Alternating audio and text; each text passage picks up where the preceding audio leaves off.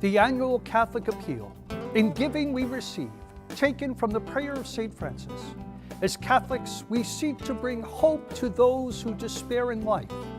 Through your collective giving, we bring light to the darkness as we spread our faith to those who doubt. Your gift will make a difference, for in giving we receive God's blessings. So please give generously in your parish or at diospringfield.org. Coming up on this edition of Reel to Reel. Special security training for houses of worship. I'm Carolee McGrath. I'll have the story. And we will talk Lent and food in the kitchen with Father Brian McGrath. These stories and more are just ahead on this edition of Reel to Reel. Hello and welcome to Reel as we head into the final week of February. Once again, violence struck on Ash Wednesday when a gunman killed 17 students and teachers at the Marjorie Stoneham Douglas High School in Parkland, Florida. It's increasingly clear that no place in America is exempt from such tragedies. After a gunman opened fire at a church in Sutherland Springs, Texas last November, killing 26 people, securing houses of worship is an issue that pastors of all denominations are really taking a hard look at. Locally, security groups have held training sessions to help church officials prepare for an emergency. Carolee McGrath reports. Glory to God, glory to God, glory to God in the highest. The congregation joins in song at a recent Saturday evening Mass at Our Lady of the Blessed Sacrament in Westfield. It's a packed house, but even in a sacred place where Jesus is the focus and believers welcome the stranger, safety has to come first. Father Dan Pekalik, the pastor of Blessed Sacrament, recently attended a training for houses of worship hosted by the U.S. Attorney's Office and the Western Region Homeland Security Advisory Council.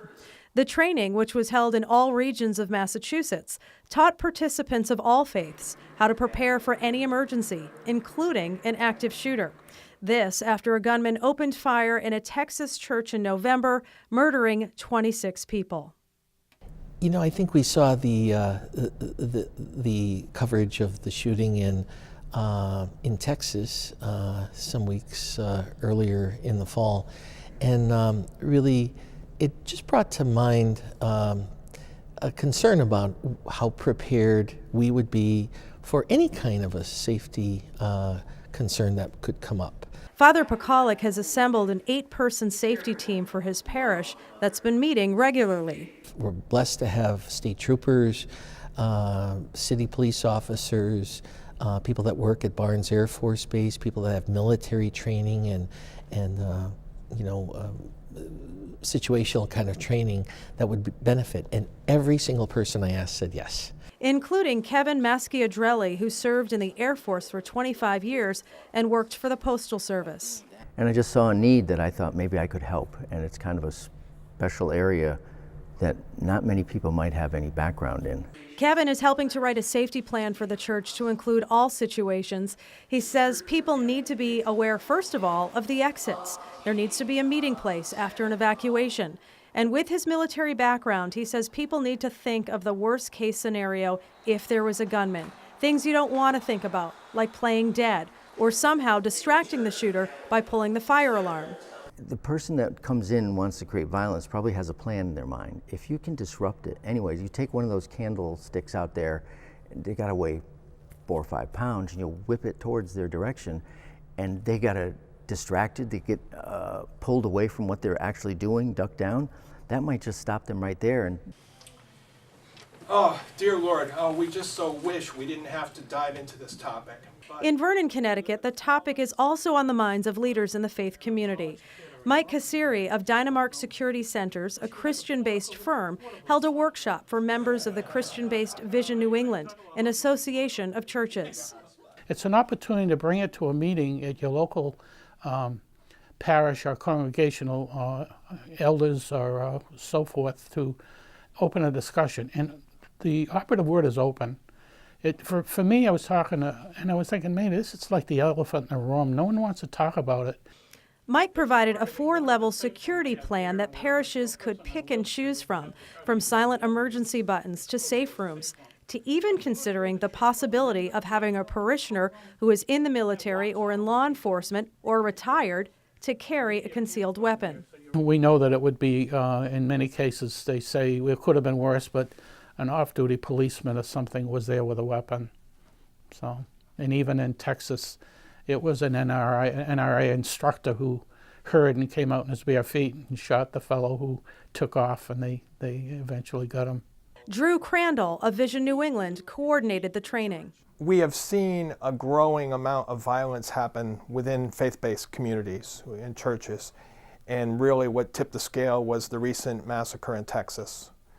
People in the middle of a worship service being massacred. It's just so gut-wrenching. And we decided that it's time for us to step to the plate and deal with this issue. One of the concerns about talking about safety and security in church is that you might make people afraid to even show up for Mass. Father Dan says the whole point of the safety committee is not to make people fearful, but to reassure them that there's a well thought out plan in place in case there's an emergency. You were talking about we can't live our life in fear. What does he tell us to do? Are we going to step out in faith? What do we have to do? No, to be not afraid, to that our lives are always in God's hands. And I tell the people all the time, whatever you face in life, all will be well. When we believe in God, when we believe in Jesus, we know that ultimately, no matter what happens in our lives, all will be well. So we start from that premise, and then we do our work to try to make sure that we are safe and healthy, and we're doing the work of being a community. It's a discussion that countless houses of worship across the country are having. Reporting for Reel to Reel, I'm Carolee McGrath. And next week, another state training will take place at Greenfield Community College. Similar training sessions are being held all across the country as leaders of houses of worship are looking at plans in the event of an emergency. Still to come on Reel to Reel, Dan Dumas takes a look at what's happening in the Diocese of Springfield. And we are in the kitchen with Father Brian McGrath with a perfect recipe for Fridays during Lent. These stories and more are still to come on Reel to Reel. The Chalice of Salvation, your weekly spiritual connection. I'm Passion's brother Terrence Scanlon, your Chalice host, inviting you to take time out of your busy days and join us Sunday morning. We welcome Father Warren Savage as our Mass presider and celebrate the second Sunday of Lent. The Chalice of Salvation, Sunday morning at 10 on 22 News, WWLP, and coming up next on Albany's Fox 23, WXXA. The annual Catholic appeal, "In giving we receive," taken from the prayer of St. Francis. As Catholics, we seek to bring hope to those who despair in life. Through your collective giving, we bring light to the darkness as we spread our faith to those who doubt. Your gift will make a difference, for in giving we receive God's blessings. So please give generously in your parish or at diospringfield.org. Travel with Catholic Communications in 2018 on a pilgrimage to Poland, Vienna, and Prague. I'm Father Gary Daly, inviting you to join Bishop Rosansky and me July 16th through the 27th for an inspiring pilgrimage to Eastern Europe. We'll begin in Poland, visiting the monastery in Częstochowa, and then spend 4 nights in beautiful Kraków, visiting the Divine Mercy Sanctuary, the Wawel Castle and Cathedral, Auschwitz, and many other sites. In Vienna, we will have the opportunity to visit beautiful palaces and shrines and attend a Mozart concert. We will conclude in Prague for a 3-night stay, visiting St. Nicholas Church and other beautiful churches and sites, and an evening riverboat cruise. For more information, look for the link on iobserve.org or call 413-452-0643. Travel with us in 2018. Join us March 10th for the inaugural Catholic Schools Tuition Gala at the Mass Mutual Center in Springfield for an evening of great food, live entertainment, live and silent auctions, and more. For tickets, call 413-452-0699 or visit iobserve.org for more information.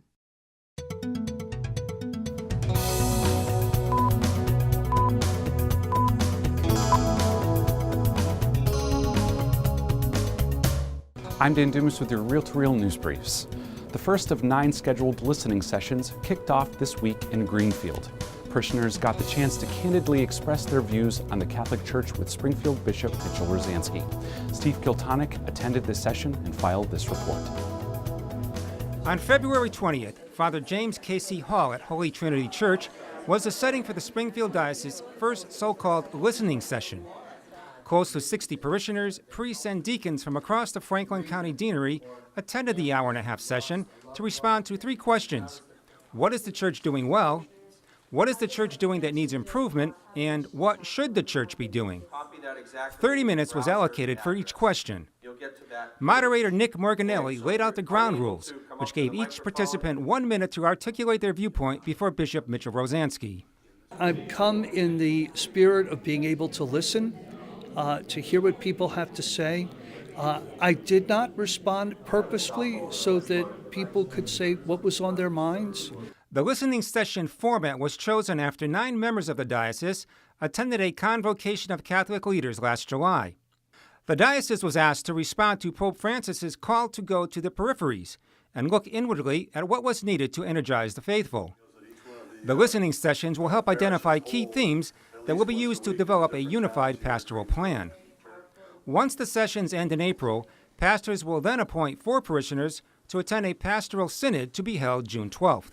What I deeply appreciated was the investment of time that the people took to be here, and then to express their hopes and their dreams and their desires and their concern for the church as we move into the future.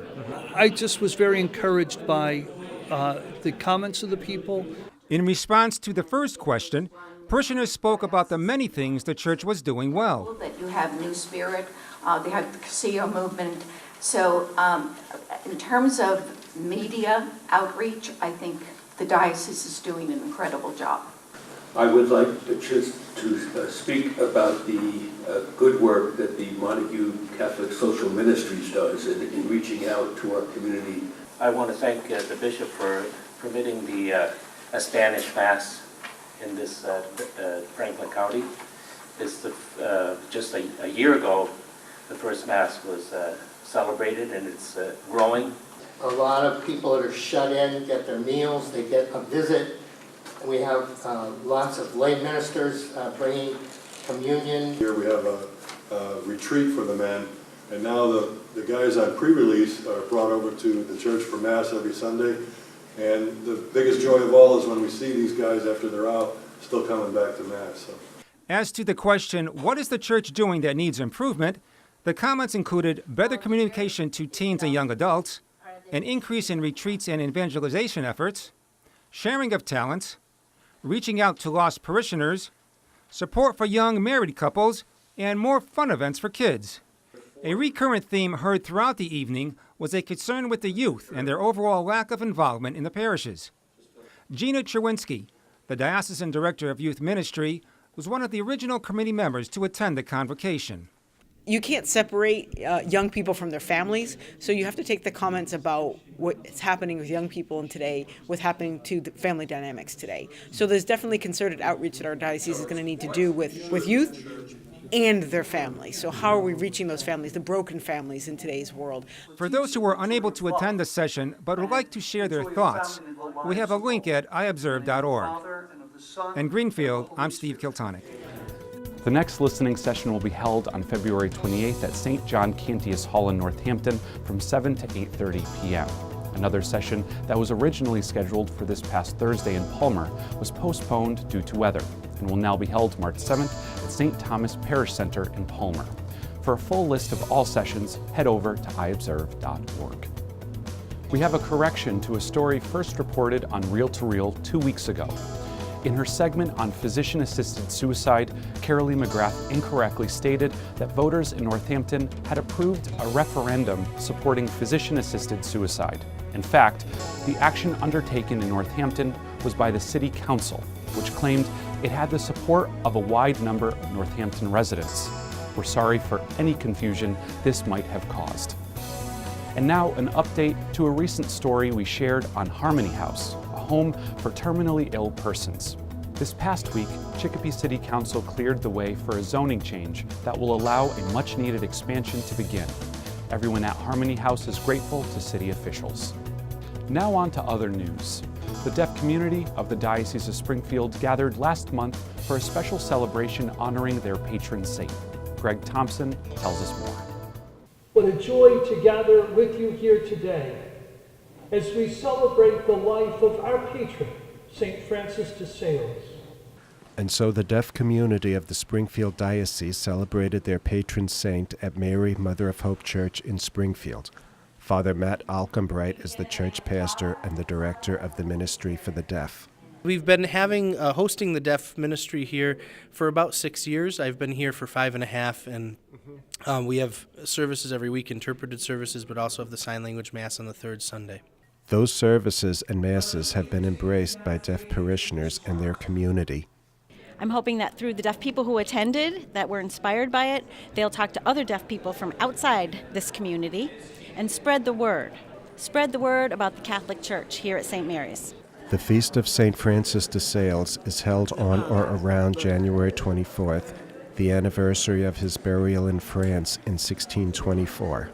We are responsible to preach the gospel to all people, and Francis showed us that in his relationship with the deaf boy Martin and creating a home sign language so that he can learn the tenets of the faith. St. Francis de Sales is known as a bishop who was a great communicator. I'm hoping that everyone feels at home in the church, and particularly the deaf community, because they bring so many gifts and talents and abilities to our community, and to have them to be able to gather to have priests who celebrate the Mass in sign language and truly communicate the gospel to them is a wonderful way of saying you are welcome in our church. The deaf are a unique and beautiful group of people who truly, I think, teach me, but teach us how to truly listen to the voice of God.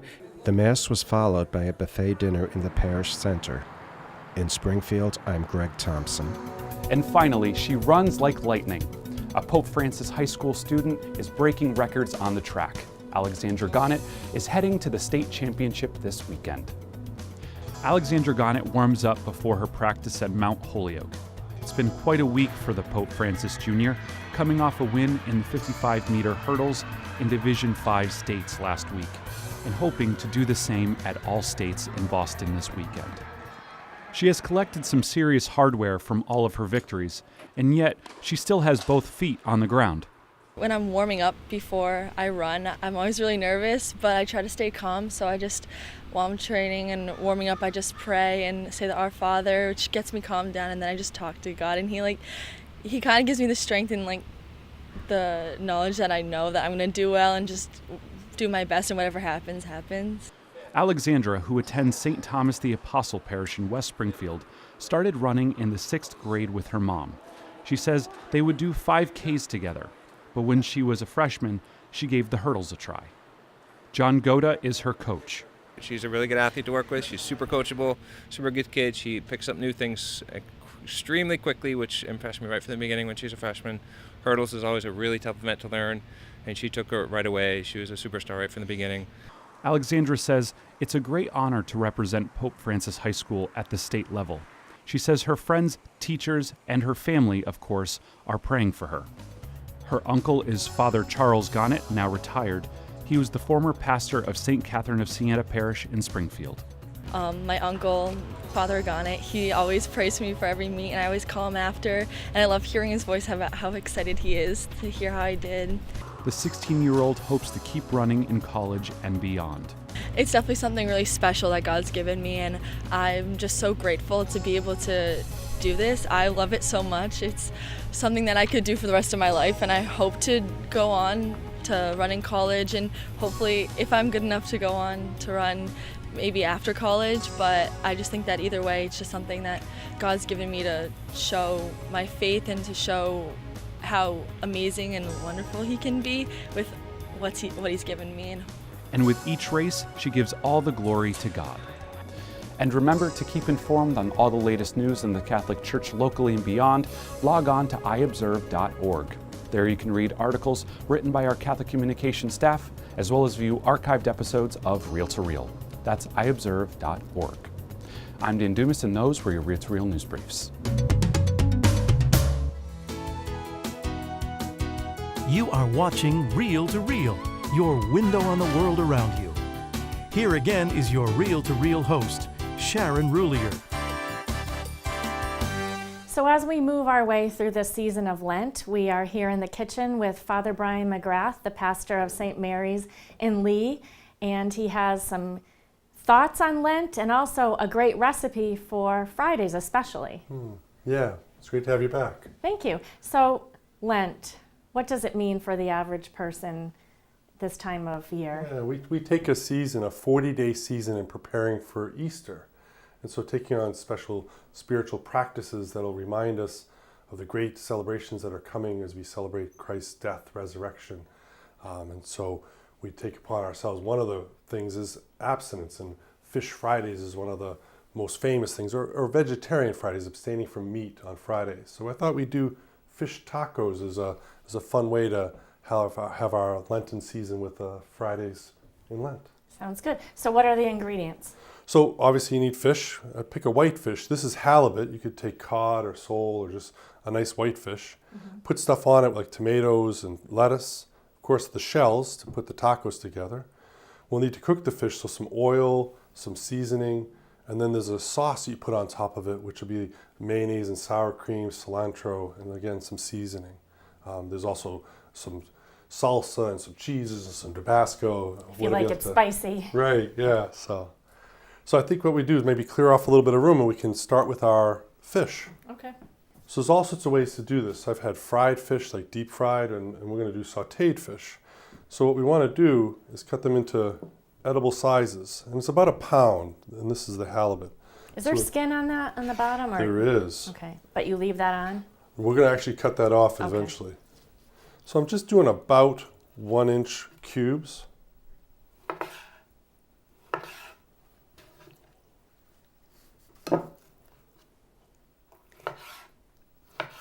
So we're going to take about 1 pound of halibut, put it into a bowl.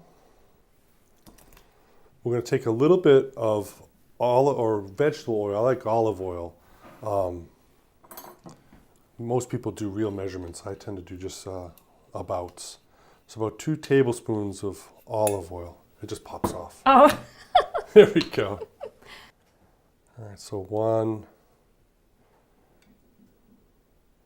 2 tablespoons of olive oil. I'm going to take a little bit of cilantro. I like to do fresh cilantro in with it.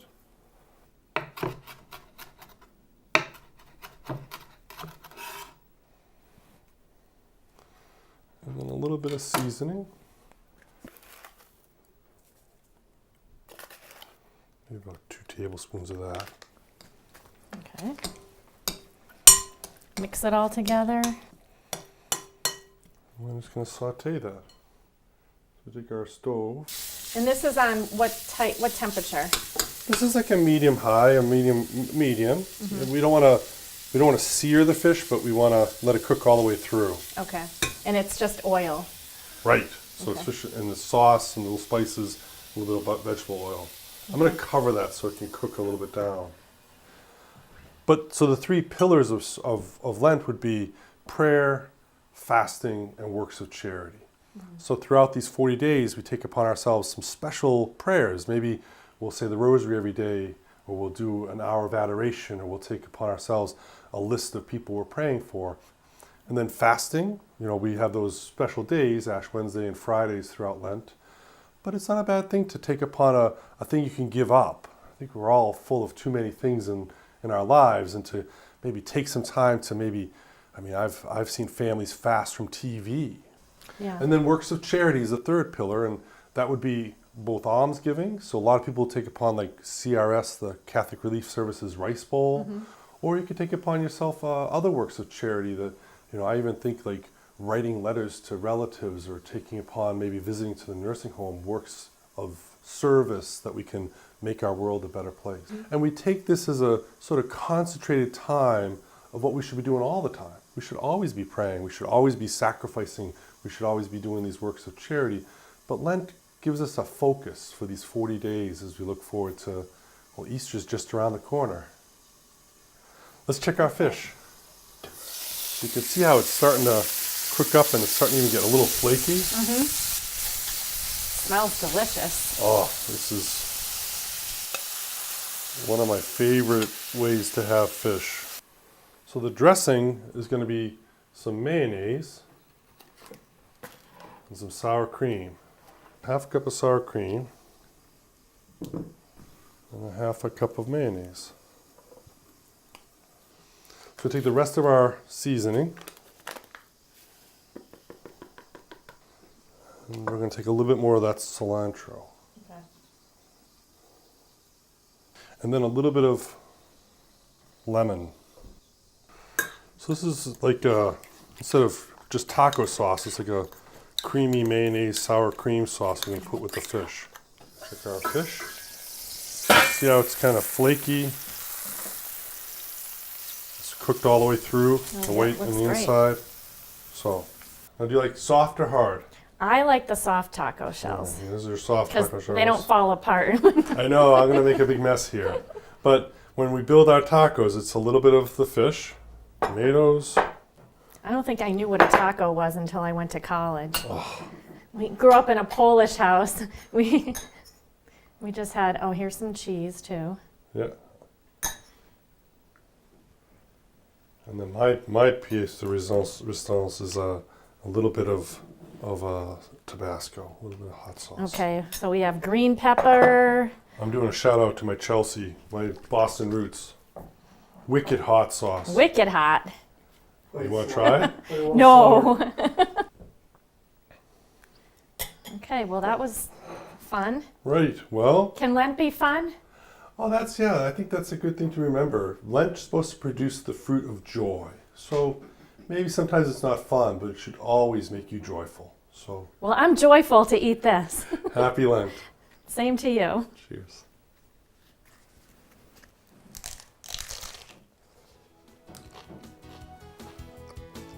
Delicious. This was such an easy recipe and perfect for Fridays during Lent. Thanks to Father Brian for welcoming us into his kitchen. And if you would like a copy of Father Brian's recipe for fish tacos, head over to iobserve.org. And for this week, that's Reel to Reel. Thanks for spending part of your day with us. And just a reminder that the 2018 Annual Catholic Appeal is underway. In Giving, We Receive, this year's theme for the Annual Catholic Appeal calls on each of us to share in the mission to bring God's peace to our world and to inspire hope in the hearts of people. Since the kickoff of the 2018 appeal on February 14th, $583,012 has been raised through 3,956 donors.